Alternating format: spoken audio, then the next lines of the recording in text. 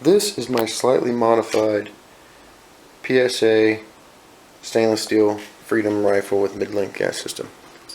I originally built this to be a lightweight hunting rifle, and slowly I added a part here, I added a part here, but the main components are all original from the factory. So I just wanted to cover the few changes that I did make to this rifle. The JP spring kit is what I originally put in there. 3.5 pounds. Now, 3.5 pounds is a little light. I'll start to get a bump fire every now and then if you're really slow and deliberate with the trigger.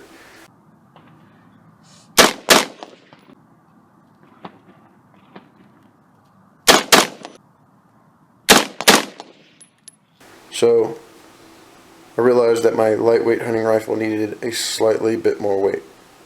And since I was going to add a little bit more weight, I might as well free float the barrel as I do it. So this is a inexpensive quad rail off eBay. Went on, no problem. And as you can see down in there, I still retained my regular gas block. All I did was just cut it off, ground it down, cut off the bayonet lug, and put it in there, blued it, painted it, and then put the rail over top of it. So as you can see, it fits no problem. Alright, so the next thing was I wanted to make sure that whenever I had it on target, I could keep it on target, and I didn't want any movement at all.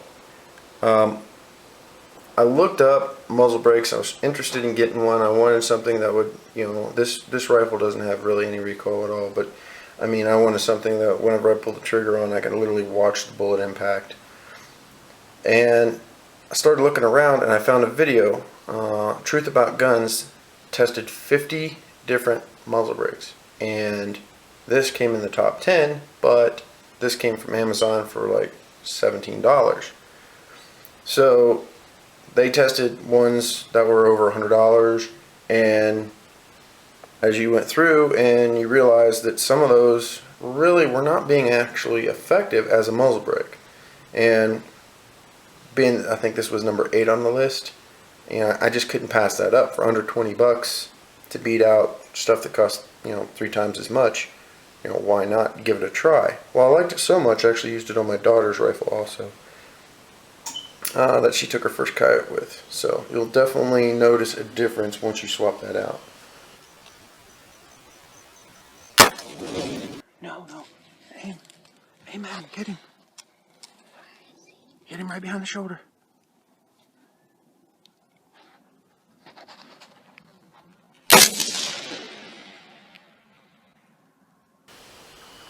Now, I typically do not fire factory ammo.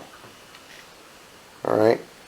I do all my own loads for all my rifles, both for plinking and for hunting. These 53 grain match hollow points, excellent. Functions fine with the 1-in-7 twist. Well, it was running straight away, slightly uphill, and there is the entry hole, and the exit is right there.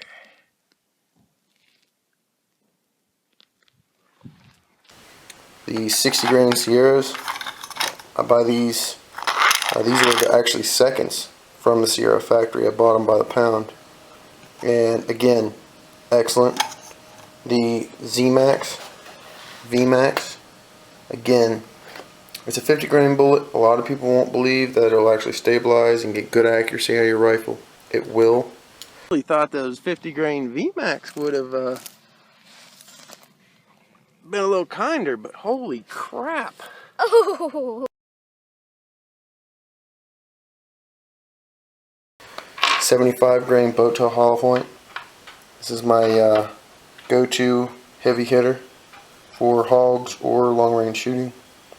It works really well on deer, but last year I used 62 grain Mauser of Armageddons, and with this rifle here, It was like 140 something yards, and again, people disagree. I'm using a 223, but put a deer down, no problems, no issues. So nothing I've done here has super modified this rifle, really. Free floated the rail, I swapped out a few trigger springs, and I added a muzzle brake. And I don't know if you can still read in the paint there. See if it'll focus on it. It'll still say 1 in 7 Freedom barrel on it. So again, I see a lot of reviews on YouTube about the Freedom series rifles. Honestly, I have no issues with getting under an inch group at 100 yards with any of these that I have here. Now factory loads, I can't tell you because I don't use them. But this rifle here has dominated the coyotes, javelina, deer, pigs, and everything else that I needed to hunt. Head shooting rabbits, even out to 150, 200 yards. It's what I need, and as you see from front to back, other than I got give this right here, which came from another PSA kit, I got give this piece right here.